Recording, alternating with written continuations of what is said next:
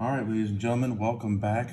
Today we are going to be discussing section 8.7 part B, which is 8.7, you may remember, was when we talked about magic X and using that to factor trinomials, those things when we got two terms.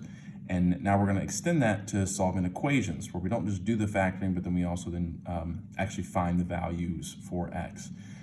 This first part, the zero product property, in algebra, it tells us if we have two numbers, A and B, and they're written as expressions, then A times B and A times B equals 0. So something times something equals 0. Then one of these two things has to be true. A has to be 0 or B has to be 0. One of those two things has to be true. So if we have something like A is x plus 5 and B is x plus 2, then either x plus 5 has to be 0 or x plus 2 has to equal 0. And that's just because it kind of comes from the idea that, when we multiply anything by 0, it equals 0. So if we have two things becoming 0 when you multiply them, one of them has to be 0. So we've got x plus 5 set equal to 0. So that means x has to equal -5, okay? Or x plus 2 equals 0, subtract 2 from both sides, x has to equal -2, okay? That's what this whole video is gonna be about, is this idea of factoring. So an equation looks like this, setting each factor equal to 0, and solving it, okay? And the solving part is, it's a relatively easy part. We just have to remember to get to that part, okay? So here's what we're gonna be doing. We're gonna take a quadratic expression here like number 13, and we're gonna get it equal to 0, which you'll notice number 1 is already done, okay? X squared plus 7x minus 30 equals 0. Step 1 complete. Step 2 says factor completely, so we're gonna ignore the equals 0 part and just factor x squared plus 7x minus 30. So we set up our magic X, okay? I need factors of 1 times -30 that equal 7, okay?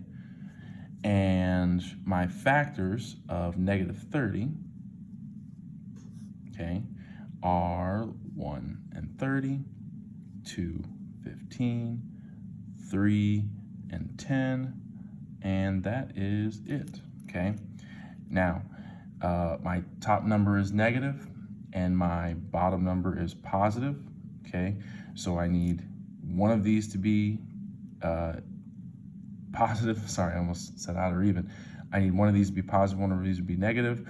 When I've got a negative AC and a positive B, I want the smaller numbers to be negative. And if we look down here, positive 10 plus -3 is positive 7. So I get -3 and I get 10, okay? And then I do the factoring, so x plus -3 times x plus 10. And then I have to divide by a. We always have to remember that part, but in this case, this is one of those nice ones where a is 1, and dividing by 1 wouldn't change anything. So this is our factored form. Now, we come to step 3, and it says set each parentheses equal to 0. So we're gonna get two equations from this. We're gonna get x minus 3 equals 0, and x plus 10 equals 0. And then we just solve these two, and that's where we get our two solutions from. So when factoring and solving trinomials, we always have to kind of assume we're gonna get two answers. There's a few times where we'll only get one, and a few times where we'll get none. But we have to remember we're just always looking for two answers, and it comes from the factoring. So when we solve this one, add 3 to both sides, x equals 3.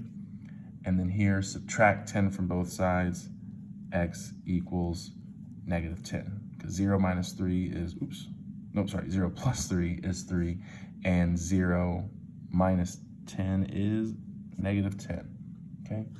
Hope you guys can tolerate a typo there. Pause the video if you need to, look back at this one, and we'll do some more examples. Like number 15 here, and excuse the numbering here, just, it's crazy times. if we have 3x squared minus 2x equals 21, anytime I'm dealing with this x squared, I know I've got a quadratic, so I want to get the quadratic equal to 0. That's where that step 1 comes in. So to set this equal to 0, I'm going to subtract 21 from both sides.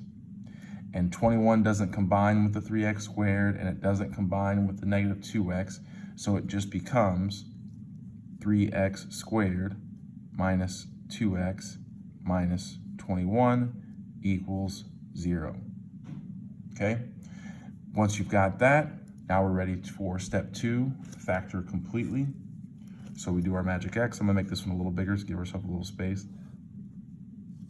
Okay? And I need factors of 3 times negative 21, factors of a and c. So that's gonna be negative 63.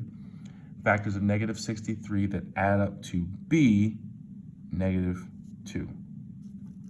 Okay, and I'll write these off over here. And if you have that factor sheet handy, it is great. But, you know, we'll get the 163 and the 321. And let's see what's going to be next here. I wish I had my factor sheet. Is that 7? Yeah, we can do 7 and 9. Cool. I have a math degree. So with that said, we have a negative number up top, negative number on the bottom, which means I need my bigger number to be the negative one, right? Anytime I'm trying to get a negative number up top, I know I gotta have one of them be positive and one of them be negative. And this is the one that works out, right? Positive 7 plus negative 9 is negative 2. Factors of 63 that add up to negative 2. So here's 7, here's negative 9. And I'll write the next part up here. We'll have x plus 7 times x minus 9, okay? And then I have to divide by a. So a is 3 here. And then x plus 7/3, that doesn't simplify, so my denominator comes up front. 3x plus 7 times x minus 9 over 3. 9 over 3 is just 3, so you just get x minus 3, okay? Then, now that we have step 2 complete, factor completely, set each parentheses equal to 0, and solve for each variable. So we get, I'll kind of box this in, 3x plus 7 equals 0. Subtract 7 from both sides. We get 3x equals negative 7. Divide both sides by 3. X equals negative 7/3. And do yourself a favor, just leave it as a fraction. Don't bother dealing with the decimal. We've all got limited calculator access right now, so just x equals negative 7/3 and walk away. For part 2, x minus 3 equals 0. Add 3 to both sides, x equals 3, okay? All right, that's the new part, okay? Now, here's just some more examples. Now might be a good time to maybe pause the video, try 1 or 2 of the homework problems, and come back if you need to. If not, we'll keep going. We have 5x squared. And then I gotta get this equal to 0, so I'll add 19x to both sides. So plus 19x plus 12 equals 0. And this one's got an extra curveball because you're gonna set it equal to 0 by getting this term over to the left, but it's the x term. I want the x term to be second, right? I need that to be b. It's really important that you do that. And then once I'm here, I'm ready to do the same thing I've done before, magic x. I need factors of 5 and 12, so 60, that add up to 19. It's all positive, which makes things nice.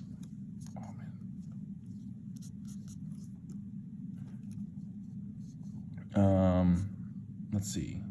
Oh, 160, 230, 320, 415. Ding, ding, right there. You do these enough times, you start to see them pretty quickly. 4 plus 15 is 19. 4 times 15 is 60. 4 and 15, that's the rest of our x. I got some space, so I'll write my factors down here.